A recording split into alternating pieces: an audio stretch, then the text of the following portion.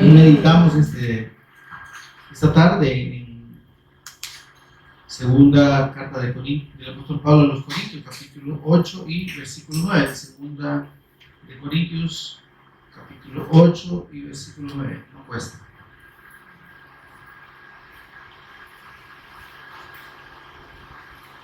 Segunda. Meditamos sobre el tema la pobreza del Cristo. La pobreza del Cristo. Cuando tenga la cita me dice amén. Amén. Ok. Leemos juntos la palabra del Señor. ¿Ya lo ubicaron, amados? ¿Todos? Bien. Dice la Escritura, segunda de Corintios capítulo 8 y versículo 9. Porque ya conocéis la gracia de nuestro Señor Jesucristo, que por amor a vosotros se hizo pobre, siendo rico, para que vosotros con su pobreza fueseis enriquecidos. Oramos. Señor y Padre nuestro que estás en los cielos, te bendecimos, te adoramos, Señor, te exaltamos y damos toda honra y gloria a tu nombre, que es sobre todo nombre, en el nombre de tu Hijo amado, nuestro Señor y Redentor Jesús el Cristo, por cuyos méritos y obra redentora, Señor, estamos ahora, Dios, en el mismo lugar de tu presencia, en plena comunión contigo, como hijos tuyos adoptados por medio del Cristo. Señor, gracias. Gracias porque de ninguna manera imaginable en el mundo, por nadie, Señor, podríamos tener esta bendición que ahora tenemos contigo, por medio de la fe que nos has revelado en tu amado Hijo y en su obra redentora. Señor, gracias. Bendito Espíritu Santo, mientras meditamos en tu palabra, por favor, ministranos de principio a fin. Revélanos en todo momento a Jesús como el Cristo. Abre nuestro entendimiento. Señor, danos sabiduría, danos revelación en el conocimiento de nuestro Señor y Salvador Jesús el Cristo. Háblanos al corazón, instrúyenos, enséñanos tú. Toma el control de palabras y pensamientos, Señor. Lo pedimos en acción de gracias por Cristo Jesús, nuestro Señor y Redentor. Amén. Ya están sentados, así que póngale pie. Bien, amados, esta escritura nos habla de unas palabras que normalmente son mal interpretadas, y principalmente por aquellos que se han extraviado del Evangelio, ¿verdad? Y esta escritura la toman para relacionarla con el hecho de que en el cristiano hay derecho a ser próspero y a tener abundancia y a tener dinero. Imagínense que lejos de la realidad, de la revelación de Dios, están estas personas. Leemos el versículo que dice: ya conocéis la gracia de nuestro Señor Jesús el Cristo. O sea, ¿cuál gracia? O sea, aquí definitivamente no está hablando de cosas terrenas, ¿verdad? La gracia de Cristo, la gracia de nuestro Señor Jesús, es su misericordia. Amén.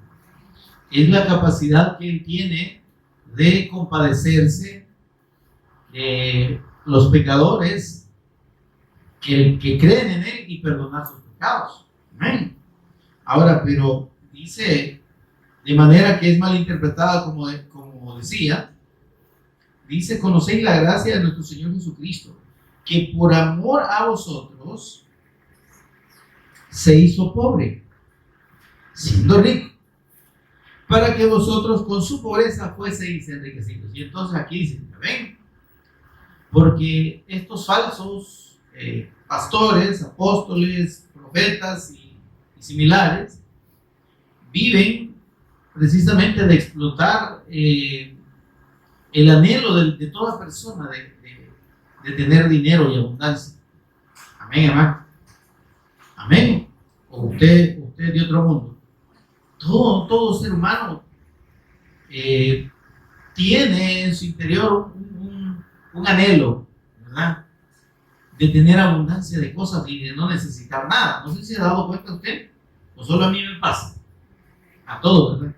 ¿Verdad que todos quisiéramos tener mucho dinero y no necesitar nada? ¿Sí o no? O solo a mí me pasa, ¿no? ¿Verdad? Pero digo que esa es una condición general en las personas. Es una condición natural. Todo ser humano, toda persona tiene una aspiración hacia el bienestar y hacia la abundancia. Amén. Hacia la ausencia de necesidades materiales. Amén. De hecho, para muchos, el hecho de que haya pobres y existan pobres en el mundo no proviene de Dios.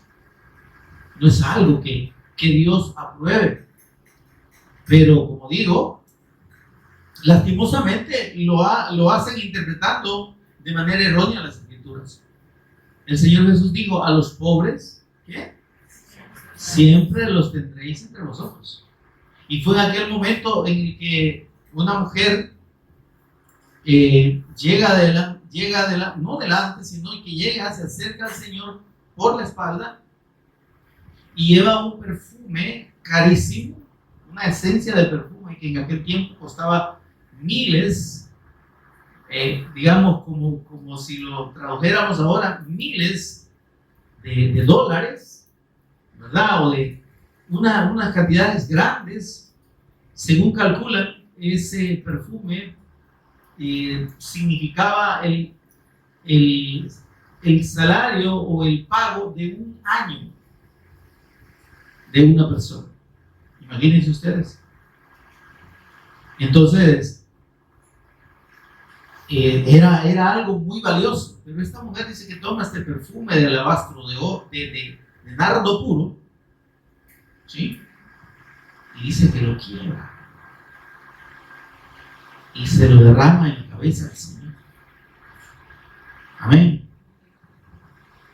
Y vienen los espirituales de los apóstoles, ¿verdad? Entre los cuales estaba Judas, ¿verdad? Era el más espiritual.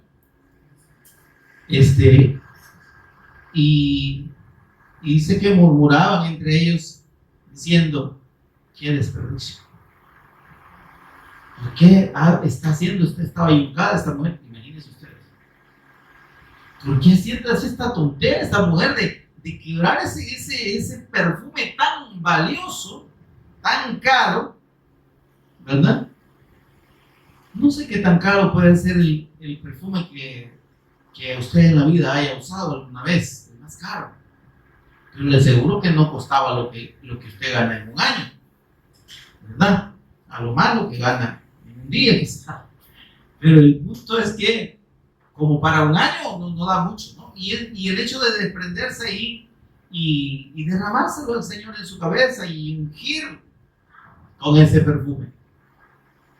Pero ahí es donde el Señor le dice: ¿por qué murmuran ustedes? A los pobres, dijo el Señor, siempre los tendréis entre vosotros, pero a mí no siempre me tendréis. Entonces, y los que hablan de que la pobreza es una maldición, pues entonces Dios está maldiciendo al mundo. ¿Está conmigo? Entonces, mis amados, la pobreza en términos materiales, en términos de recursos, nunca ha sido enseñada por la Escritura ni como una bendición ni como una maldición. ¿Se entiende? Sencillamente que en el mundo hay personas que pues prosperan, trabajan, ya sea honrada o no, honradamente o no, pero acumulan riquezas. Amén. Y son considerados ricos en contraste a aquellos que no tienen las cantidades que tienen los otros. Y ese dilema, óyeme, y esa disparidad y esa dualidad, digamos, contrastante, ¿verdad? Eso ha existido desde los tiempos iniciales hasta ahora, y ahora mucho más acentuada, ¿verdad? Porque ahora los más ricos concentran más las riquezas de tal manera que como tienen el capital abundante y suficiente para invertir en cualquier cosa, que entonces están generando muchísimo más y concentrando la riqueza. ¿Y qué podemos hacer contra eso? El Señor dijo, a los pobres siempre los tendréis. ¿Por qué? Porque el afán de cada hombre y cada persona es enriquecerse. Y cuando alguien entra en esa dinámica, por así decirlo, una dinámica destructiva, por cierto, de enriquecerse, dice la Escritura que caen en lazo. ¿Verdad? Caen en lazo, imagínense, los creyentes, no digamos los incrédulos. Hay gente hay personas que aman tanto el dinero, aman tanto las posesiones, que eso son su vida. Si pierden $1, sienten que se les ha ido la mitad de la vida, $1, ¿verdad? Porque su razón de ser y de existir es el dinero. Lo aman. Y pueden estar todos enfermos. Mire qué cosa. Y usted puede leer historias. Una de las mujeres más ricas que existió, de las primeras millonarias en Estados Unidos, era una mujer que no gastaba ni $1 al día en comida y tenía un montón de dinero. Nunca se compró ropa nueva, solo usaba ropa vieja y tenía más dinero que todos los que ningún ciudadano en Estados Unidos. ¿Y sabía usted que el hijo se le enfermó de gravedad? No tuvo un accidente o algo así. Y ella, por no gastar, que tenía un montón, mire esto, que haber llevado a su hijo, ¿cuántas son madres aquí?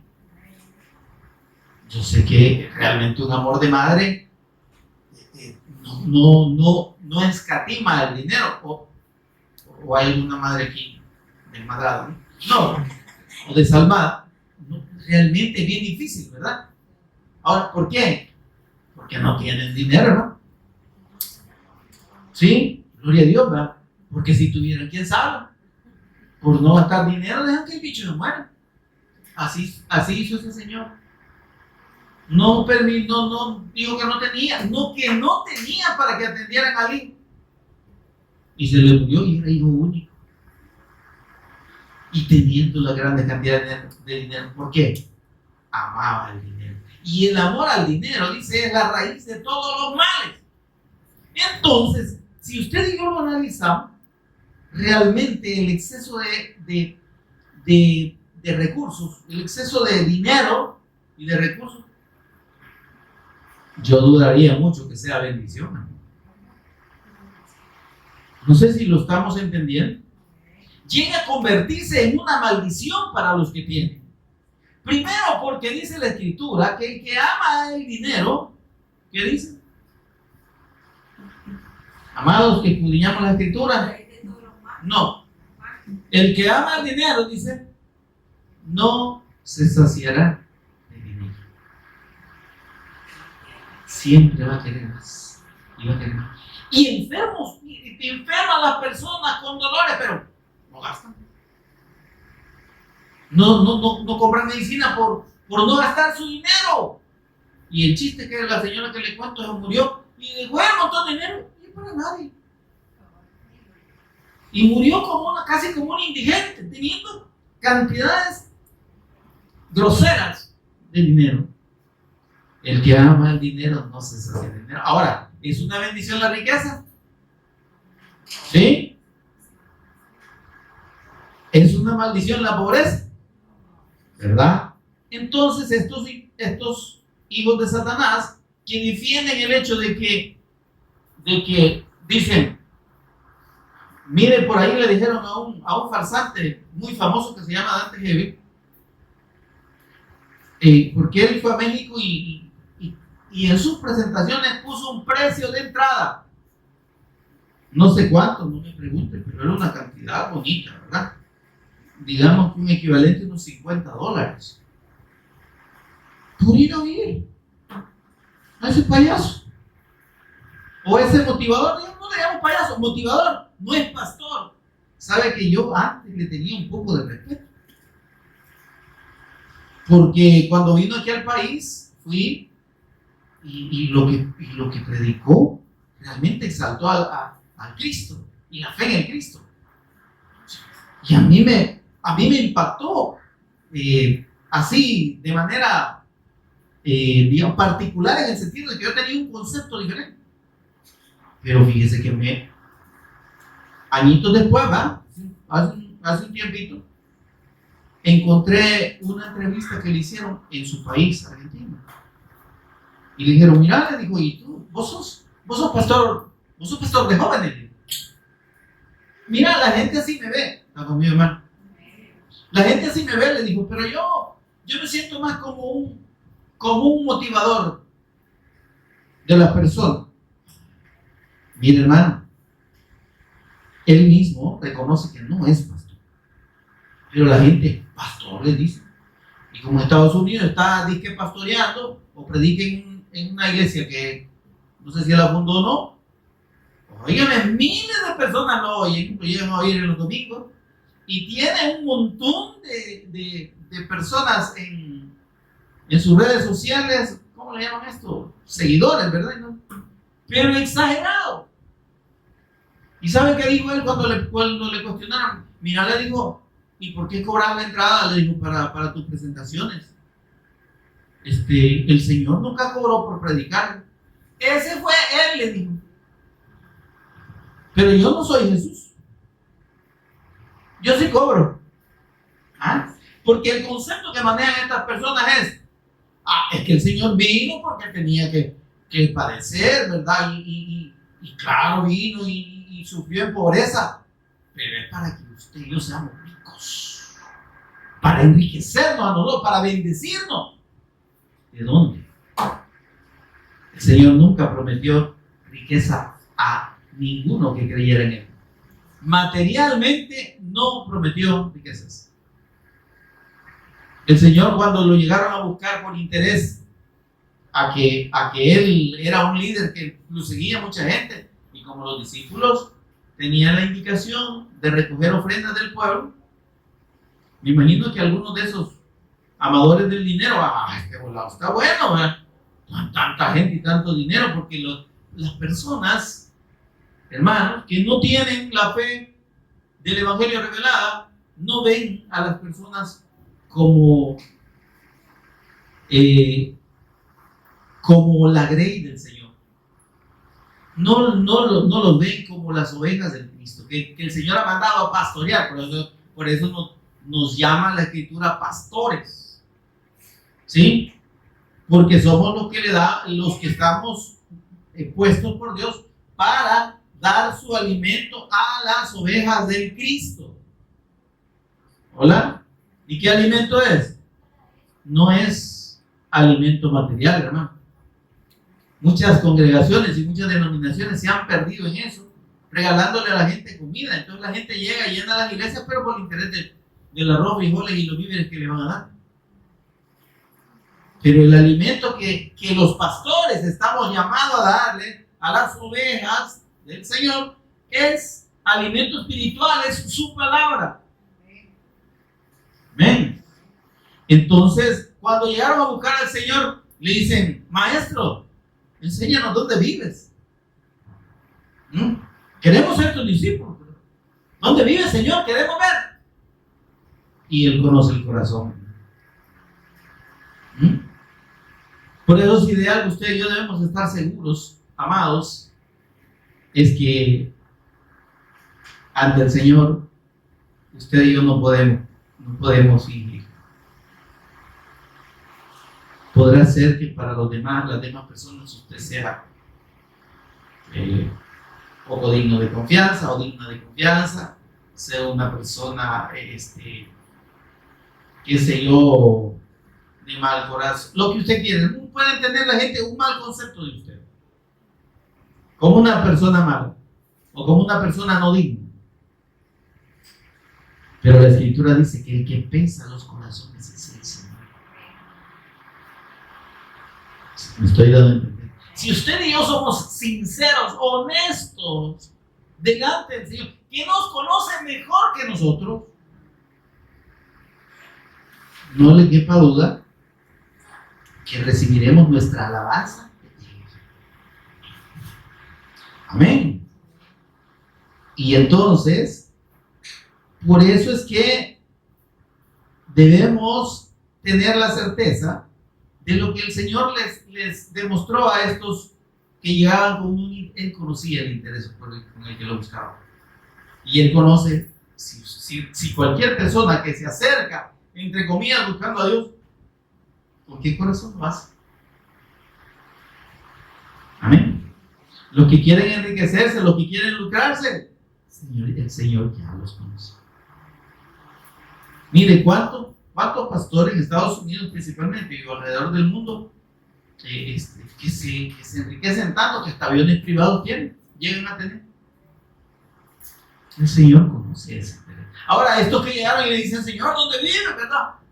Y les dice al Señor, miren, yo no tengo dónde vivir. Fíjense que les voy a decir algo. Las aves, le digo, tienen nido y las zorras tienen cuevas donde se refugian. Yo, el Cristo, está conmigo, hermano. Yo, el Cristo, el Hijo del Hombre, no tengo donde recostar mi cabeza. ¿Les parece? Yo soy el Cristo. ¿Ustedes me quieren seguir? ¿Creen en mí? Pues no estén esperando nada de este mundo. No estén esperanzados a que yo los voy a alivianar, como decimos nosotros en hebreo salvadoreño, ¿no? Que yo los voy a favorecer materialmente. No les digo. Si ustedes me van a seguir, no me sigan por la expectativa de dinero que puedan tener. Síganme por quién soy yo. Porque reconocen que soy el Cristo. Amén. Estamos ahí. Ahora, por eso es que cuando en este versículo encontramos, dice, por amor a nosotros se hizo pobre. Entonces cualquiera dice, ay, sí, el Señor, ¿verdad? No quiso nacer en una familia rica, sino que nació en una familia pobre. No está hablando de la pobreza material. ¿Sabe de qué pobreza está hablando aquí? Está hablando de la pobreza espiritual. Y esa pobreza espiritual se relaciona directamente con la humildad. Amén. Y esa humildad, esa mansedumbre, está relacionada con el renunciar al reconocimiento, renunciar a ser destacado. El Señor Jesús dijo de sí mismo, aprended de mí, dijo, que soy manso y humilde de corazón. Y entonces esa mansedumbre y humildad, esa es la pobreza del Cristo. ¿Está conmigo, hermano? Cuando habla aquí entonces dice que por amor a vosotros se hizo pobre. ¿Por qué se hizo pobre? Por lo que el apóstol Pablo explica en Filipenses capítulo 2 versículos del 5 al 11. Haya pues en vosotros el mismo sentir que hubo en Cristo Jesús, el cual siendo en forma de Dios o siendo como Dios, no estimó el ser igual a Dios como cosa a que aferrarse, sino que se despojó a sí mismo. ¿Qué es despojarse a sí mismo? Él siendo Dios estuvo dispuesto a renunciar, a despojarse de su gloria y asumir la condición de un hombre. Amén, amado. Esa es la pobreza del Cristo. Esa es la pobreza por la que usted y yo hemos sido ahora enriquecidos. Porque si el Cristo, siendo Dios, no se hubiera humillado hasta lo sumo. Ve ahí, por favor, Filipenses capítulo 2, para que entendamos específicamente de lo que está hablando este versículo, de la pobreza del Cristo. Amén. Hola. Filipenses capítulo 2, versículo 5 le decía, ¿verdad? Haya pues en vosotros este sentir, o el mismo sentir que hubo en Cristo Jesús. Hola. El cual, siendo en forma de Dios o teniendo la condición de Dios, no estimó el ser igual a Dios. ¿Estamos entendiendo esto, hermano? Es que la pobreza que asumió el Cristo no solo fue en términos de su condición social. Nació en una familia pobre indiscutiblemente. Pero eso tenía un propósito también. Amén. Que era propósito espiritual.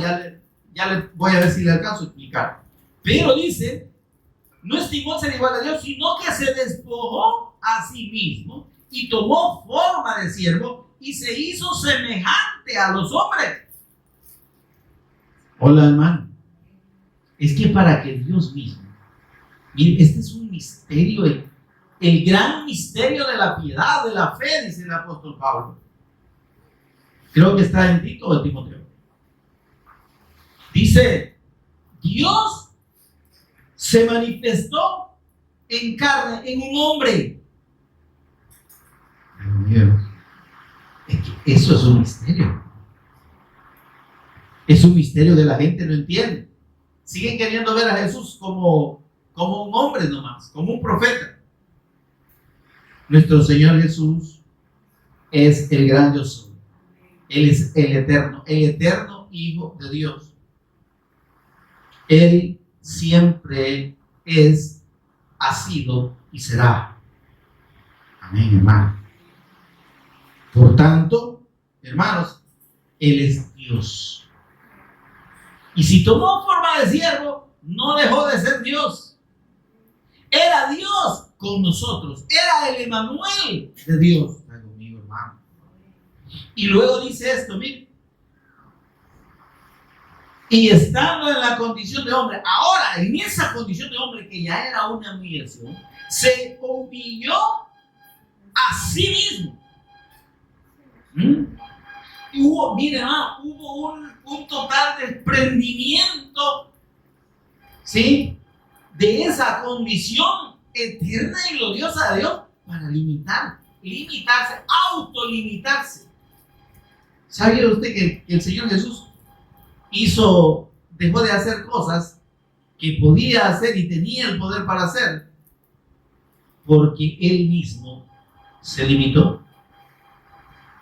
El Señor Jesús se limitó a lo que Él dijo. Si es que si yo quisiera aquí, me acabo a todos estos, los mato, solo digo. Viene una legión de ángeles y los mata a todos. Amén.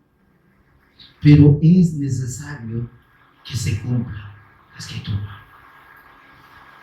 Entonces, esa pobreza es la condición en la que el Cristo renunció a esa gloria y esa capacidad de hacer todo. Se autolimitó también en el conocimiento de algunas cosas. Y cuando dijo el día y la hora nadie lo sabe, solo mi Padre, estaba en la condición de hombre autolimitándose a saber en ese momento. Claro, Él sabe cuándo va a venir. Amén. Pero en ese momento, en su condición de hombre, digo, no lo sé, porque se autolimitó, no porque no fuera todopoderoso. ¿Se entiende esto, hermano? Aunque Él, para mostrar que es Dios y que tiene todo poder y toda potestad en los cielos y en la tierra, cuando hubo necesidad y enfrente de sus discípulos, hizo cosas sobrenaturales, como caminar sobre el agua, como convertir el agua en vino, como resucitar o vivificar a un muerto, y no a uno, sino a dos. ¿Está bien, hermano? Como multiplicar milagrosamente los alimentos, y de dos peces y 5 panes sacar 5,000 raciones. Eso solo Dios lo puede hacer, hermano. Pero digo, en lo demás se autolimitó, pero dice esto, miren, estando en la condición de hombre, versículo 8, Filipenses capítulo 2, se humilló a sí mismo, haciéndose obediente hasta la muerte. Óigame, al Señor yo le aviso, nadie lo mató. Él se entregó a sí mismo delante de Dios a la muerte, a morir por nosotros. Ese es uno de los misterios más profundos de la obra del Cristo. Por eso es que él dijo, mi vida nadie me la quita. Yo mismo la pongo. Tengo poder para ponerla y para volverla a tomar. ¿Se entiende esto, hermano? Ahora dice que aquí él se hizo obediente hasta la muerte, sin que fuera necesario por sí mismo, en condición de sí mismo, sino que él lo hizo por amor a vosotros. Por eso entendamos lo que allá el versículo 9 de 2 Corintios 8 dice, por amor a vosotros se hizo pobre, es decir, se humilló. ¿Sí? Llegó al extremo de la mansedumbre y de la humildad al someterse a esa condición de humildad y someterse hasta la muerte. Porque esa humildad y esa pobreza, estamos hablando de la pobreza del Cristo, ¿verdad? Nos llevó a consumar la expiación de nuestras culpas y de nuestro pecado delante de Dios. A consumar la obra del Cristo. Sin esa pobreza del Cristo, usted y yo, hermano, estaríamos perdidos. Y aunque tuviésemos mucho dinero, estaríamos en la misma condición de los que ahora, teniendo dinero, no tienen la fe del Evangelio. Equivale a que tengan nada. Porque la verdadera riqueza que el Cristo nos trajo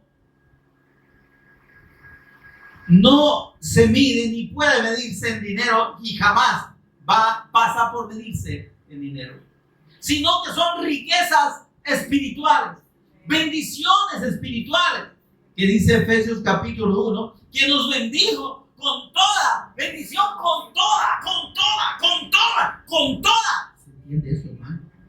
Toda bendición espiritual posible en los cielos. ¿Está conmigo? Ya nos la dio el Cristo. Nos bendijo con toda bendición espiritual en los lugares celestiales con el Cristo. ¿Para qué necesitaríamos el dinero en tal caso? ¿Para qué lo necesitamos? Pierde absolutamente su valor y su interés y su propósito. Amén, hermano. Ahora dice, miren, versículo 9, ¿y qué sucedió a causa de esa humillación, de esa pobreza extrema del Cristo a la que se sometió en el sentido espiritual? Dice, versículo 9, por lo cual Dios también le exaltó hasta lo sumo. Amén. Porque ese sacrificio del Cristo es lo que dice aquí, le dio un nombre que es sobre todo nombre. Mire qué importante entender esa pobreza del Cristo y la riqueza que significa para usted y para mí. No es dinero, hermano. Amén. Y yo no estoy avalando aquí, no estoy haciendo una apología de la pobreza. Lo que estoy diciendo es que en el Señor lo que tiene que ver con el dinero es lo que sea suficiente para cubrir nuestras necesidades. Si las necesidades suyas y mías están cubiertas, aparte de eso, ¿y para qué? ¿Se ha fijado el afán de la gente por tener sus centavitos en el banco? Y si de repente se mueren, ¿a quién le quedan esos centavitos? El gran afán de la gente por acumular. Hay gente que trabaja no porque necesite, sino por ambición y por amor al dinero. Y están todos enfermos que ni caminar pueden, ¿verdad? Y están mal del hígado, del vaso, de la taza, de los platos y de todo. Pero ahí están, esclavizados al trabajo. Por amor al dinero. Hola, hermano. ¿Y cuál es el fin de ese afán y de esa ansiedad por el dinero? Nada, hermano. Como dice el libro de Eclesiastés, usted está trabajando para otros que ni saben quiénes van a ser. Dice, dan mal, he visto esto, que el hombre dice acumula riqueza y no sabe para quién será. Qué bonito. Hermanos, si el Señor nos da la capacidad de generar recursos, gocémoslo. ¿Sí? En necesidades, ¿ok? En necesidades, no en lujos ni en despilfarros. Y aquí vamos a entrar, hermanos, al aspecto de lo que el Señor Jesús resaltó como bienaventuranza. Vámonos a Mateo capítulo 5, por favor. Usted sabe, ya ha oído hablar de las bienaventuranzas, ¿verdad? Muchas veces. Y son 8 bienaventuranzas, ¿verdad? Hola. ¿Cuál es la primera? Hijos. No, hijos. ¿Cuál es la primera? Lea conmigo el versículo 3.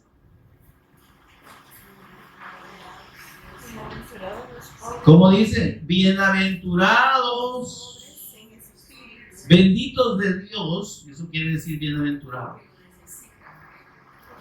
los pobres en espíritu. Se da cuenta usted que el Señor no ve condición social o económica, Él mira el corazón. El problema del rico es que llega a amar más sus riquezas que a Dios, así como aquel hombre joven que se acercó al Señor diciéndole que debía hacer para heredar el reino de los cielos. Y el Señor le dijo, vos estás bien confiado en tu justicia, ¿verdad?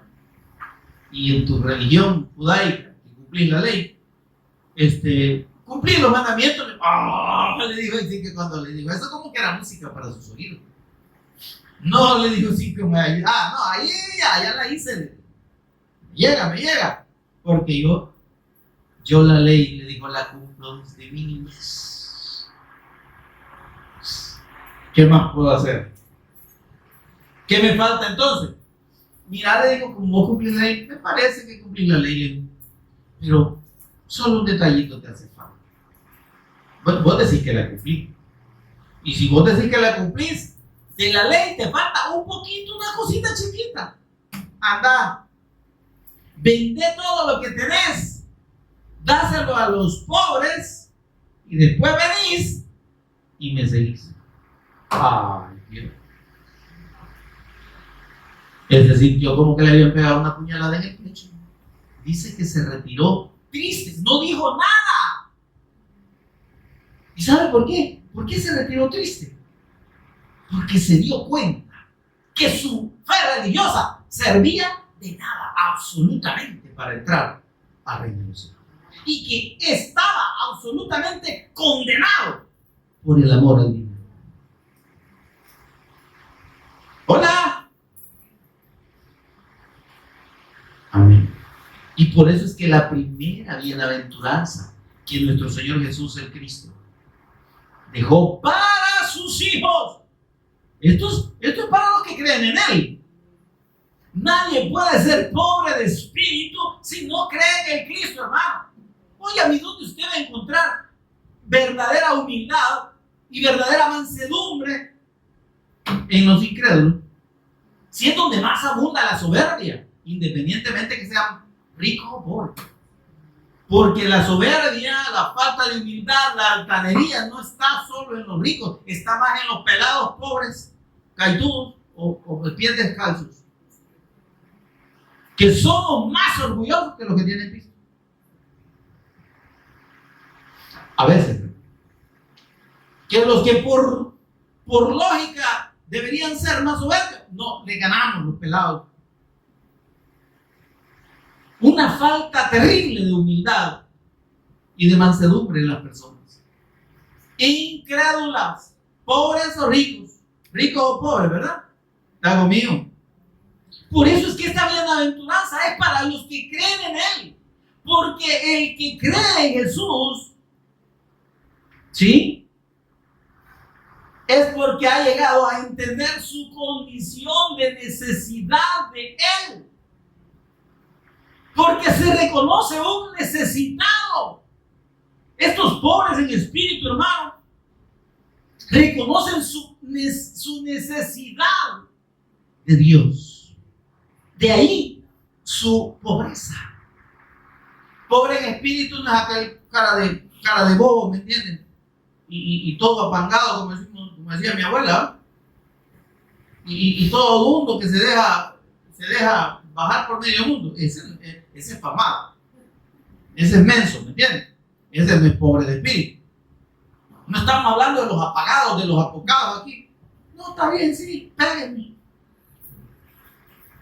Ese no es un pobre de espíritu, ya le dije que es, ¿verdad? Es apagado, pamado o menso. Tonto, pues.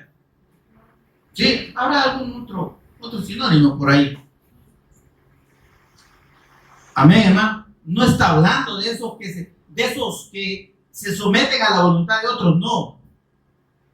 De los que se dejan abusar verbalmente o físicamente. ¿Me explico?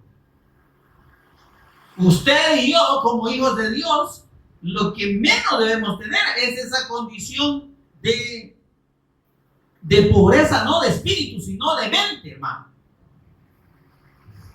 Amén. Pobreza de carácter. Lo que da la presencia del Espíritu Santo en los verdaderos hijos de Dios, en los que hemos creído en Jesús, como el Cristo dice, templanza.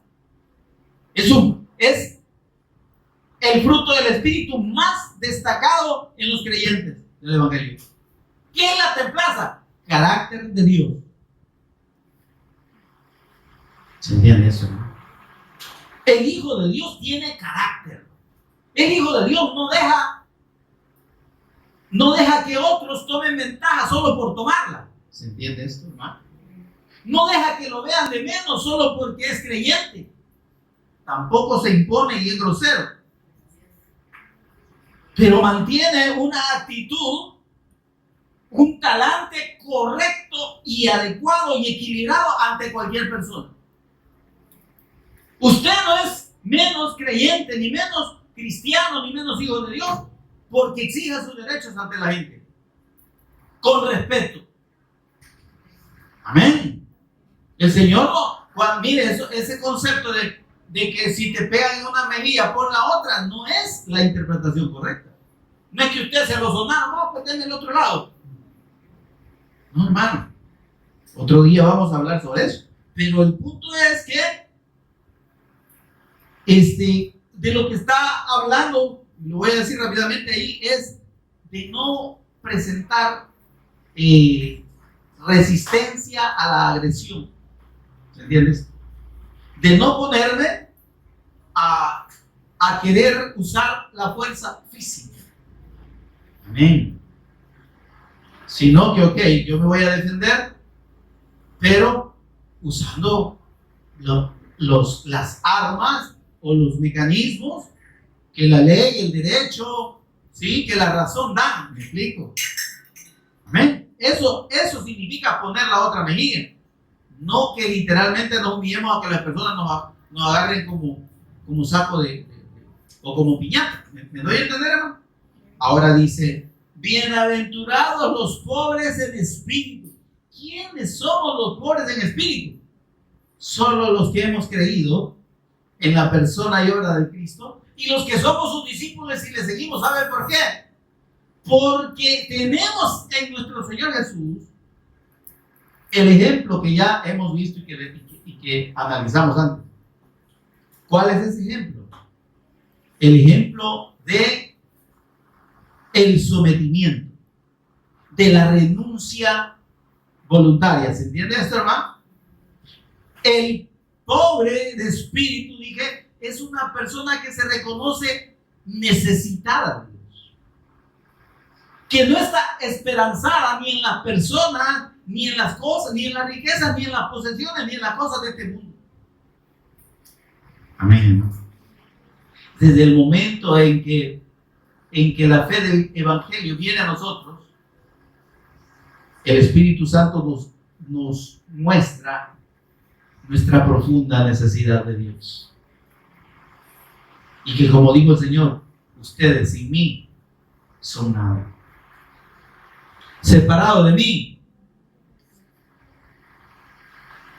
no pueden hacer absolutamente nada. Esa convicción que trae el Espíritu Santo se llama pobreza de espíritu.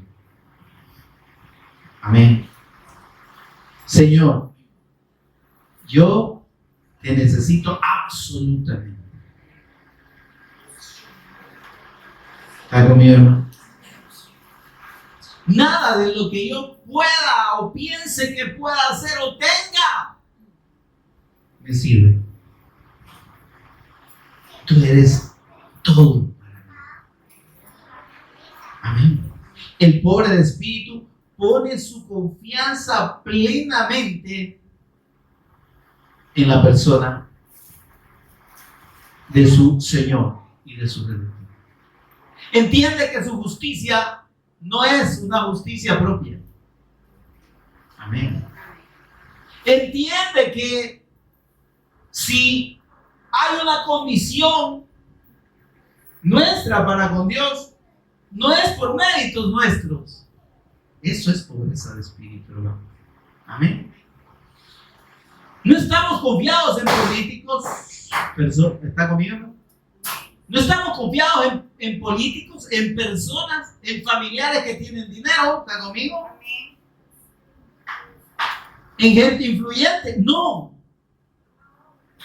Y el pobre de espíritu sabe que su dependencia y su fortaleza está en el Señor. Amén. Dice la Escritura acerca de los pobres de espíritu. El apóstol Pablo en Romanos 12:3 dice: nadie tenga mayor concepto de sí mismo que el que deba tener. ¿Qué es eso, hermano? Eso se llama pobreza de espíritu. Tener un concepto de nosotros mismos que sea un concepto equilibrado. Ni soy más, ni soy menos que nadie. ¿Me explico? Ni veo de menos a los demás, ni acepto que los demás me vean de menos. Si alguien me ve de menos, que sea él el que me vea de menos, pero yo no voy a compartir esa visión. ¿Se entiende esto, hermano? Y si bien no voy a luchar porque esta persona piense diferente de mí, pero tampoco me voy a disponer a aceptar su pensamiento. ¿Sí? Mi actitud no debe ser: usted me ve de menos. Pues sí, está bien. Humílleme, dígame todo lo que quieras. No. ¿Se entiende eso, hermano? Por eso dice: nadie tenga mayor concepto de sí mismo. No nos creamos tampoco, hermano. El pobre de espíritu, el que tiene al Cristo habitando en él, ¿sí? Primero, ve a los demás como necesitados de Dios. Los ve en su condición espiritual, no los ve por su aspecto y su condición física y de personalidad. ¿Se entiende esto, hermano? Hay personas que son pedantes, groseras, humillantes, ¿sí? Déspotas, si usted quiere. Pero el pobre de espíritu no se somete a esa soberbia. La resiste con el equilibrio del concepto de sí mismo. ¿Sí? Y mantiene el concepto de sí mismo conforme a la palabra de Dios. Yo soy un hijo de Dios. Y como le dijo David allá a Goliat, has ofendido a Dios porque has hablado en contra de nosotros y nos has puesto por el suelo, pero te digo que yo vengo a ti en el nombre de Jehová de los ejércitos al cual tú has desafiado. No están desafiando a esta gente. Óigame, todo el que se mete con un hijo de Dios, un verdadero hijo de Dios, está peleando con Dios. Entonces, más vale que nuestra actitud no sea pelearnos con ellos, sino hacerles ver, primero, que no estamos de acuerdo con su maltrato, con su actitud arrogante, con su prepotencia, pero que tampoco vamos a presentar una actitud de confrontación. Tampoco vamos a confrontar. Sencillamente, no transamos, nos alejamos de esas personas violentas. Pero, ¿qué estamos haciendo ahí? Dice, ascuas de fuego amontona sobre su cabeza. Es juicio. Porque los soberbios siempre piensan que con su garbo, que con sus palabras gruesas y sus ofensas, nos van a aplastar, nos van a humillar. ¿Se entiende esto? Pero en principio y de manera tajante debemos rechazar esa actitud. ¿Sí? Dejar clara nuestra posición en el aspecto que sea, pero no confrontar más allá. ¿Y sabe quién se encarga de esos soberbios? Es el Señor. ¿Está conmigo, mis hermanos? Y ya vio cómo terminó Goliat, ¿verdad? Y Goliat es un tipo del enemigo. Es un tipo de la oposición que hay en el mundo al creyente, al Hijo de Dios. Por eso es que le digo, si usted y yo presentamos oposición del mundo, siéntase tranquilo, porque usted sabe quién lo defiende. ¿Quién nos defiende? Amén. Ahora dice, este pobre en espíritu, hermano, no se aferra a sus posesiones, no está confiado en sus capacidades personales, no tiene de menos a nadie.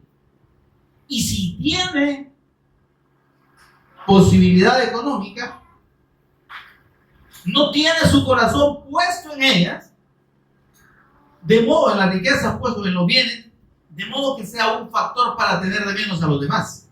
¿Está conmigo? Sencillamente tiene y sabe qué hace el pobre de espíritu. Comparte con el necesitado. Un verdadero hijo de Dios, una persona que realmente ha creído en la persona y obra del Cristo y que ha sido transformado y que la pobreza del Cristo lo ha enriquecido, es compasivo con las necesidades de los demás. Y si tiene, óigame por favor, esto que sea claro, ¿verdad? Y si tiene la posibilidad de ayudar a otro, no con un consejo ni con una oración, hermano. Porque nosotros somos buenos, ahí vamos a orar por usted, hermana. Y la hermana está necesitando, el hermano está necesitando. No quiere oración, quiere dinero. Quiere, me estoy dando a entender, hermano. Necesita algún recurso. Necesita ropa, zapatos, alguna cosa. ¿Ah? ¿Se entiende esto, hermano? Entonces, el verdadero pobre de espíritu, el que ha sido enriquecido por la riqueza del Cristo, tiene conciencia de que la bendición que tiene, si la tiene, Dios se la ha dado para que ayude al que necesita. A sus hermanos primeramente. Y después usted tiene la libertad de parte de Dios de ayudar a la persona que usted considere. Amén. Pero ese es el verdadero pobre en espíritu, el que realmente tiene la fe del Cristo. No es avaro, no es acaparador. ¿Por qué a veces Dios no bendice a los hijos? a los que son ricos, o no les da en abundancia.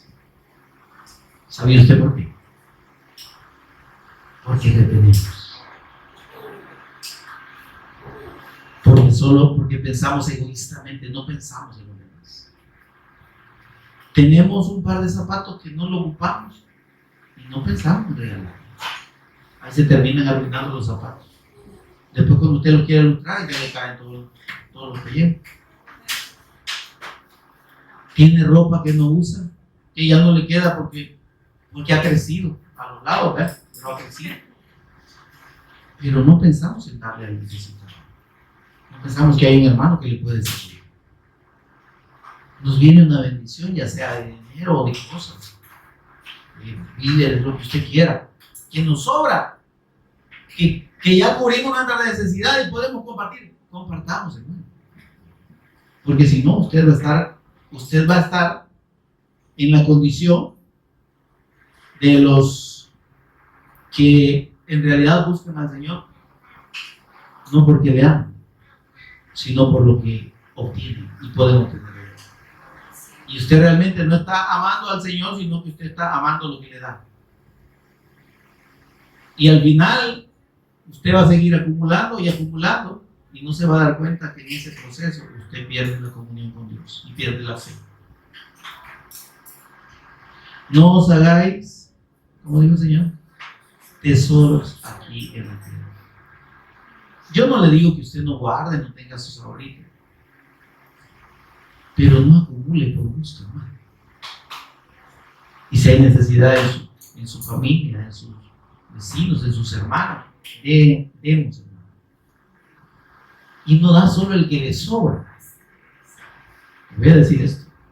Nosotros tenemos el concepto de, acabo de decirle, si usted tiene de más de, pero fíjense que, los que entendemos y el Señor nos ha ministrado esa pobreza de espíritu, aunque no tengamos mucho, de lo poco que tenemos, podemos compartir. Y lo que las abuelas decían antes, ¿verdad? Donde come uno, comen dos. Donde comen dos, pueden comer cuatro. Conmigo, hermano. Porque no se trata, hermano, de que necesariamente nos sobre y que, ay, sí, yo no hay que ver con este dinero. ¿Sí? Pero si nosotros tenemos la pobreza del Cristo, la riqueza del Cristo a través de la pobreza que se manifiesta a través de la pobreza del espíritu. ¿Se acuerdan lo que dice 2 Corintios 8:9? Para que vosotros, con su pobreza, fueseis enriquecidos. Ya usted y yo hemos sido enriquecidos con la pobreza de espíritu que trae la fe del Cristo. El hecho de no ser materialistas, de no aferrarnos a las cosas materiales, a las cosas de este mundo, de no ser agarrados, de no ser indolentes con la necesidad de los hermanos y de las personas que nos rodean. Amén. Pero entendiendo esto, hermanos, va a ser más fácil que usted y yo podamos cumplir lo que dijo el Señor. Estos pobres en espíritu, los verdaderos pobres en espíritu, de ellos es el reino de los cielos. De ellos es el Cristo. Ellos son verdaderos hijos de Dios.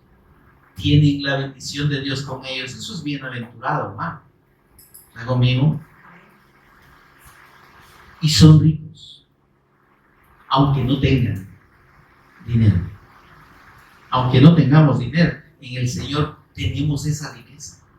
Y de lo poco que tenemos, puede ser hasta limitadamente, pero compartimos con Dios. Y no nos duele. Mire, porque qué feo es la gente que da como por compromiso.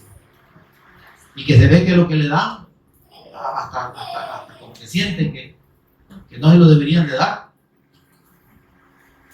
Sí, pero los hijos de Dios tenemos la riqueza del Cristo. Hemos sido enriquecidos por la pobreza, por la humildad y la humillación del Cristo. Tenemos esta bendición ahora con nosotros. Y podemos vivirla, podemos practicarla. Vivirla en la relación con los demás. En cuanto a no tener una actitud de sumisión o una actitud de doblegación, ni una actitud de soberbia, sino un talante de Dios, un carácter de Dios. Ni humille, ni deje que lo humille. Ni se aproveche de nadie, ni deje que se aproveche. Si el soberbio le hiere, no se rebaje, pero tampoco lo resista. Deje al Señor, porque Él es el que tiene cuidado de nosotros. Amén, mis amados. Vamos a seguir meditando en el versículo 4 en la próxima reunión, porque eran los dos que íbamos a escudriñar y sobre lo que íbamos a meditar, pero nos queda la otra bienaventuranza. ¿Verdad, mis amados? Así que por favor pónganse en pie conmigo y damos gracias al Señor orando y meditando en esta palabra que Él nos ha dado esta tarde. Señor y Padre nuestro que estás en los cielos, te bendecimos, te adoramos, te exaltamos. Señor, gracias. Gracias, Espíritu Santo, por revelarnos a Cristo, por darnos el entendimiento, Dios, para discernir tu palabra y para que podamos verdaderamente entender cómo hemos sido enriquecidos por tu pobreza, por esa humillación, por esa mansedumbre extrema, Dios, tuya en forma de hombre, para enseñarnos a nosotros que debemos renunciar a nosotros mismos, que debemos ser mansos y humildes de corazón como tú y poner nuestra esperanza plena en nuestro Señor y Redentor, y entender que nuestra justicia es nada delante tuyo, Señor, y que todo, absolutamente todo, proviene de ti y es para ti. Tú nos has llamado para tu gloria, nos has levantado, nos has lavado, santificado, purificado en el nombre del Señor Jesús y por el Espíritu de nuestro Dios, para tu honra, tu gloria y tu alabanza, y para cumplir tu voluntad y tu propósito en este mundo. Y eso, Señor, solo lo podemos entender